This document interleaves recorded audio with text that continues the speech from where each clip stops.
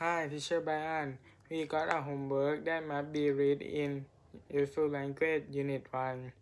The first one is the thing you can say. Hello, my name's. Hi, I'm. Nice to meet you. I'm very well, thank you, and you. How's work at the moment? Do you live in? It's a great place. It's a beautiful city. You should visit sometime. Do you have any children? Do you enjoy your job? Do you have any plans for the weekend? What about you? How about you? The second one is the thing you might be here.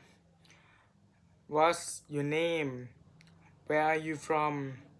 Hi there, how's it going? How are you? Nice to meet you too. How are things? Where are you from? What do you do? Where do you live?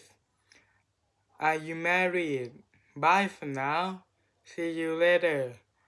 It was lovely to see you. I hope you have a safe journey. Thank you.